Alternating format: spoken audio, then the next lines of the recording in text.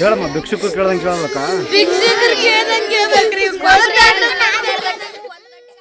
ಈ ಕುರಿತಾಗಿ ಮಾತನಾಡೋದಕ್ಕೆ DDPI ಕೆಂಪೇಗೌಡ ಅವರು ನಮ್ಮ ಜೊತೆ ಸಂಪರ್ಕದಲ್ಲಿದ್ದಾರೆ. ಕೆಂಪೇಗೌಡ ಅವರು ನಮಸ್ಕಾರ. ನಮಸ್ಕಾರ. ಯಾದಗಿರಿಯ ಕಸ್ತೂರಬಾ ವಸತಿ ಶಾಲೆಗೆ ಯಾವತ್ತಾದ್ರೂ ತಾವು ಭೇಟಿ ಕೊಟ್ಟಿದ್ದೀರಾ? ನೆನ್ನೆ ಭೇಟಿ ಮಾಡಿದ್ದೀನಿ. ಅಲ್ಲಿ ಕಂಡು ಬಂದದ್ದೇನು ನಿಮಗೆ? ಅಲ್ಲಿ ಸ್ವಲ್ಪ ಅಸ್ತವ್ಯಸ್ತತೆ ಕಂಡು ಬಂದಿದೆ.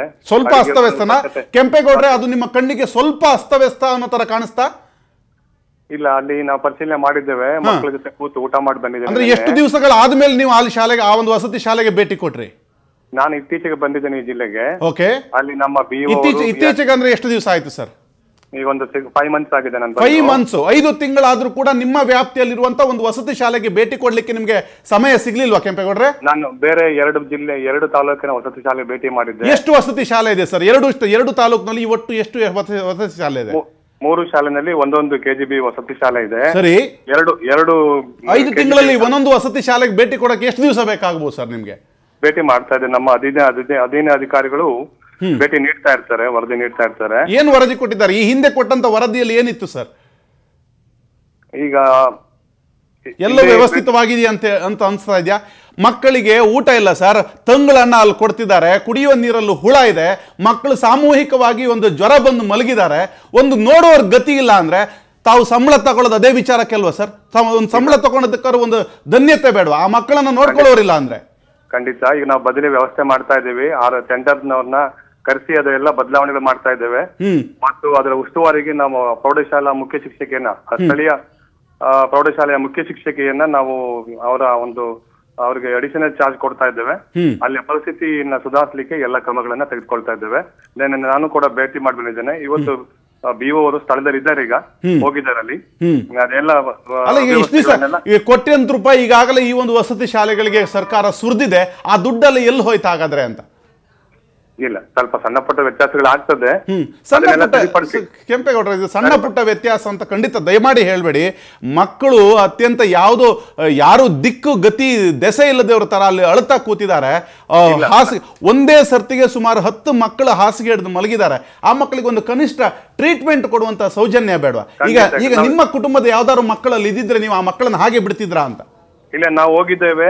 ನಾವೇ ಅಲ್ಲಿ ಹಾಸ್ಪಿಟ್ಲಿಗೆ ಹೋಗಿದ್ದೇವೆ. ನಮ್ಮ ಸಿಬ್ಬಂದಿಗಳೆಲ್ಲ ಅಲ್ಲೇ ಇದ್ವಿ. ನಾವು ಸಂಜೆವರೆಗೂ ಅಲ್ಲೇ ಇದ್ದು ಮಕ್ಕಳ ಜೊತೆ ಇದ್ದು ಅದೇ ಸಮಸ್ಯೆನ ಬಗೆಹರಿಸಿ ನಾವು ಬಂದಿದ್ದೇವೆ. ಇನ್ ಮುಂದೆ ಹಾಗಾದ್ರೆ ನಾವು ನೋಡ್ಕೊಳ್ತೇವೆ. ಏನ್ ಸಮಸ್ಯೆ ಬಗೆಹರಿದಿದೆ ಅಂದ್ರೆ ಯಾವ ಮಟ್ಟದಲ್ಲಿ ಸಮಸ್ಯೆ ಆಗಿದೆ? ಈಗ ಅಲ್ಲಿ ಟ್ಯಾಂಕ್ ಅಲ್ಲಿ ಹುಳ ಬಿದ್ದಿದೆ, ಅದು ಕ್ಲೀನ್ ಆಗಿದೆಯಾ? ಕ್ಲೀನ್ ಮಾಡ್ಸಕ್ಕೆ ನಾವು ವ್ಯವಸ್ಥೆ ಮಾಡಿದ್ದೇವೆ. ಅಲ್ಲಿ ಇದ್ದಾರೆ, ನಮ್ಮ ಜನ ಇದ್ದಾರೆ, ಕ್ಲೀನ್ ಮಾಡ್ಸಕ್ಕೆ ಎಲ್ಲ ವ್ಯವಸ್ಥೆ. ಅಲ್ಲಿ ಎಷ್ಟು ದಿವಸ ಏನ್ ಮಾಡ್ತಿದ್ರು ಹಾಗಾದ್ರೆ ಸರ್? ನಿಮ್ಮ ಜನ ಇದ್ರಲ್ವ ಸರ್, ಎಷ್ಟು ದಿವಸ ಏನ್ ಮಾಡ್ತಿದ್ರು? ಈಗ ಅಲ್ಲಿ ಅಡಿಗೆಯವರು ಸ್ವಚ್ಛತೆ ಕೊರತೆ ಆಗಿದೆ, ಅವ್ರಿಗೆಲ್ಲ ತಿಳುವಳಿಕೆ ಕೊಟ್ಟಿದ್ದಾರೆ. ಈಗ ಅಲ್ಲಿ ಕಳಪೆ ಗುಣಮಟ್ಟದ ಆಹಾರ ಪೂರೈಕೆ ಆಗ್ತಿದೆಯಲ್ಲ, ಅದಕ್ಕೆ ಯಾರು ಪೂರೈಸ್ತಿದ್ದಾರೆ? ಯಾವ ಗುಣಮಟ್ಟದ ಆಹಾರ ಪೂರೈಕೆ ಆಗ್ತಿದೆ? ಮಕ್ಕಳಿಗೆ ಒಂದು ಇಂತಿಂತ ಪೌಷ್ಟಿಕ ಆಹಾರವನ್ನ ಕೊಡಬೇಕು ಅಂತಿದೆ, ಅದನ್ನೆಲ್ಲ ಕೊಡ್ತಿದಾರಾ? ಮೆನ್ಯೂ ಪ್ರಕಾರ ಕೊಡ್ಲಿಕ್ಕೆ ನಾವು ತಿಳಿಸಿದ್ದೇವೆ. ನಿನ್ನೆ ಸ್ವತಃ ಅಲ್ಲ, ನೀವು ಈ ಹಿಂದೆನೂ ತಿಳಿಸಿದ್ರಿ ಸರ್, ಈ ಹಿಂದೆನೂ ಕೂಡ ನೀವು ತಿಳಿಸಿದ್ರಿ, ಆದ್ರೆ ಅಲ್ಲಿ ಆ ಪೂರೈಕೆ ಆಗ್ತಿಲ್ಲ ಅಂತ. ಹೌದು, ಈಗ ಸರಿಪಡಿಸಲಿಕ್ಕೆ ಎಲ್ಲ ರೀತಿಯ ಕ್ರಮ ತಗೊಂಡಿದ್ದೇವೆ ಸರ್. ನಾನು ಇನ್ನು ಮುಂದೆ ವಾರಕ್ಕೊಮ್ಮೆ ಭೇಟಿ ಮಾಡಿ ಅದನ್ನ KGB ಶಾಲೆಯನ್ನ ಉತ್ತಮಪಡಿಸಲಿಕ್ಕೆ ಪ್ರಯತ್ನ ಮಾಡ್ತೀನಿ. ಈಗ ಈ 5 ತಿಂಗಳಾಯ್ತು ತಾವು ಆ ಒಂದು ಪ್ರದೇಶಕ್ಕೆ ಬಂದು. 5 ತಿಂಗಳಲ್ಲಿ ಇದು ನಿಮ್ಮ ಮೊದಲ ಭೇಟಿನ? ನಿನ್ನೆ ನೀವು ಮಾಡಿದ್ದ ಮೊದಲ ಭೇಟಿ? ಇಲ್ಲ, ಆ ಗ್ರಾಮಕ್ಕೆ ಹೋಗಿದ್ದೇನೆ. ಬೇರೆ ಕಾರ್ಯಕ್ರಮಕ್ಕೆ ನಾವು ಹೋಗಿದ್ದಾಗ ಅಲ್ಲಿ ಇನ್ನೂ 2 ಶಾಲೆಗಳಿದೆ, ಹೈಸ್ಕೂಲ್ ಇದೆ, ಹಿರಿಯ ಪ್ರಾಥಮಿಕ ಶಾಲೆ ಇದೆ.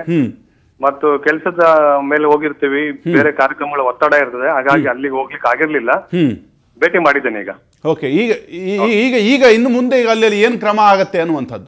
ಖಂಡಿತ ಅದು ಮ್ಯಾನೇಜ್ಮೆಂಟ್ ಉಸ್ತುವಾರಿ ನೋಡ್ಕೊಳ್ಳಿಕ್ಕೆ ಪ್ರೌಢಶಾಲಾ ಮುಖ್ಯ ಶಿಕ್ಷಕಿಗೆ ಅಡಿಷನಲ್ ಚಾರ್ಜ್, ಹೆಚ್ಚುವರಿ ಚಾರ್ಜ್ ಅನ್ನ ಕೊಡ್ತಾ ಇದ್ದೇನೆ. ನಂಬರ್ 1. ಈಗ ಅಲ್ಲಿ ಮೇಂಟೈನ್ ಮಾಡ್ತಿದ್ದ ಮಂಜುಳಾ ಅನ್ನುವಂತಹ ಶಿಕ್ಷಕಿ ಆಡಿದ್ದೆ ಆಟ, ಆಕೆ ಅಲ್ಲಿ ಆ ಮಕ್ಕಳನ್ನ ಪ್ರಾಣಿಗಳಿಗಿಂತ ಕಡೆಯಾಗಿ ನೋಡ್ಕೊಂಡಿದ್ದಾರೆ ಅಂತ ಏನಾದ್ರೂ ಕ್ರಮ ತೆಗೆದುಕೊಳ್ಳುವ ಮನಸ್ಸು ಮಾಡಿದಿಲ್ಲ?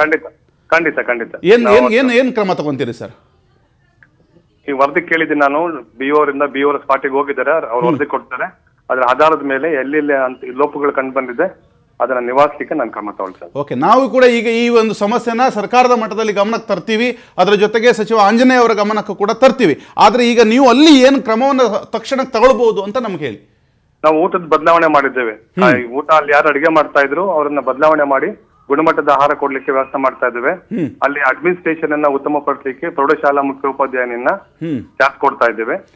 ಇಷ್ಟು ಕ್ರಮ ವಹಿಸಿದ್ವಿ ನಮ್ಮ. ಈಗ ನೆಕ್ಸ್ಟ್ ನಿಮ್ಮ ಭೇಟಿ ಯಾವಾಗ? ಇನ್ನು 5 ತಿಂಗಳು ಬಿಟ್ಟ? ಇಲ್ಲ ನಾ ಹೋಗ್ತೇನೆ, ನಾನು ಕೂಡಲೇ ಹೋಗ್ತೇನೆ. ಇವತ್ತು ಸಭೆ ಇದೆ, ಸಭೆ ಮುಗಿಸ್ಕೊಂಡು ಇವತ್ತು ಮತ್ತೆ ಹೋಗ್ತಾ ಇದ್ದೀನಿ. ಬೇರೆ ಬೇರೆ ವಸತಿ ಶಾಲೆಗಳ ಕಥೆ ಏನಾಗಿದ್ರೆ? ಇಲ್ಲ, ನಾನು ನಾರಾಯಣಪುರ ಶಾಲೆಗೆ ಭೇಟಿ ಮಾಡಿದ್ದೇನೆ. ಅಲ್ಲಿ ಪರಿಸ್ಥಿತಿ ಉತ್ತಮವಾಗಿದೆ. ರಾತ್ರಿ 10 ಗಂಟೆವರೆಗೂ ಮಕ್ಕಳ ಜೊತೆ ಕೂತು ಇಂಟ್ರಾಕ್ಟ್ ಮಾಡಿ ಬಂದಿದ್ದೇನೆ. ಅಲ್ಲ, ಇದನ್ನ ಒಂದು ಗಂಭೀರ ಕೆಂಚೇಗೌಡ ಅವರು, ಇದೊಂದು ಗಂಭೀರ ಹಸುವಿನಿಂದ ಮಕ್ಕಳು, ಈಗ ಯಾವುದೇ ಒಂದು ದೇಶದ ಪ್ರಜೆ ಹಸುವಿನಿಂದ ಸತ್ತ ಅಂದ್ರೆ ಇಡೀ ಆ ದೇಶಕ್ಕೆ ಅವಮಾನ ಅಂತ. ಇಲ್ಲಿ ವಸತಿ ಶಾಲೆಯ ಮಕ್ಕಳೇ ಹಸುವಿನಿಂದ ಅಳುತ್ತಿದ್ದಾರೆ ಅಂದ್ರೆ ಏನ್ ಅರ್ಥ ಇದು ಅಂತ? ಇದಕ್ಕೆ ನೀವು ಕೂಡ ಹೊಣೆ ಅಲ್ವಾ ಹಾಗಾದ್ರೆ? ಖಂಡಿತ ಇದು ನಾನು ಪರಿಸ್ಥಿತಿಯನ್ನ ಸುಧಾರಣೆ ಮಾಡ್ಲಿಕ್ಕೆ ಎಲ್ಲ ರೀತಿ. ಅಲ್ಲ, ಪರಿಸ್ಥಿತಿ ಸುಧಾರಣೆ ಮಾಡಬಹುದು. ಈಗ ಹಸ್ತು ಮಕ್ಕಳು ಒಂದು ತಿಂಗಳಿಂದ ಹಸಿದ ಹೊಟ್ಟೆಯಲ್ಲಿದ್ರ, ಅದಕ್ಕೆ ಯಾರು ಹೊಣೆ? ಇಲ್ಲ, ಅದು ಏನಾಗ್ತದೆ, ಅದನ್ನ ಬೂಸ್ಟ್ ಮಾಡಿ ಹೇಳ್ತಾರೆ ಕೆಲವೊಮ್ಮೆ ಮೇನಿಯಾ ಮಕ್ಕಳ ಹಸಿವನ್ನ ಬೂಸ್ಟ್ ಮಾಡಿ ಹೇಳುವಂತ ಅವಶ್ಯಕತೆ ಇದೆಯಾ ಕೆಂಚೇಗೌಡ ಅವರೇ?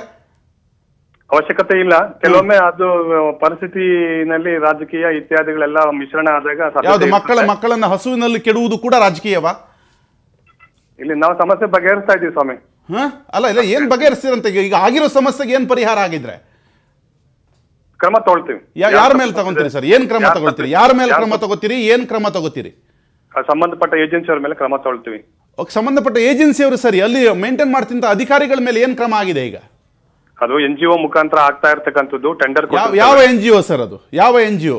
ಯಾರು ಅದರ ನಿರ್ವಾಹಕರು ಯಾರು? ನಿತಿನ್ ಮ್ಯಾನ್ ಪವರ್ ಅಂತ ಹೇಳ್ಬಿಟ್ಟು ಏಜೆನ್ಸಿ, ಅವ್ರಿಗೆ ನಾವೀಗ ನೋಟಿಸ್ ಕೊಟ್ಟಿದ್ದೇವೆ. ಕ್ರಮ ತಗೊಳ್ಕೊಳ್ತೇವೆ. ಅದರ ಬಗ್ಗೆ ಕ್ರಮ ತಗೋತೀವಿ ಅಂತ. ನಾಳೆ ನಿಮ್ಮನ್ನ ಮತ್ತೆ ಭೇಟಿ ಆಗ್ತೀವಿ, ಅದು ಮತ್ತೆ ನಿಮ್ಮನ್ನ ಸಂಪರ್ಕಿಸ್ತೀವಿ. ಈ ಸಂಬಂಧವಾಗಿ ನೀವು ತೆಗೆದುಕೊಂಡ ಕ್ರಮಗಳ ಬಗ್ಗೆ ಕೂಡ ತೋರಿಸ್ತೀವಿ. ಅದರ ಜೊತೆಗೆ ಮಹಿಳಾ ಮತ್ತು ಮಕ್ಕಳ ಕಲ್ಯಾಣ ಇಲಾಖೆ ಸಚಿವರಾದಂತಹ ಸಚಿವರನ್ನು ಕೂಡ ನಾವು ಭೇಟಿ ಮಾಡ್ತೀವಿ. ಹಾಗೆ ಆಂಜನೇಯ ಅವರ ಕೂಡ ಗಮನಕ್ಕೆ ಇದೆ ಒಂದು ಸಮಸ್ಯೆಯನ್ನು ತರ್ತೀವಿ.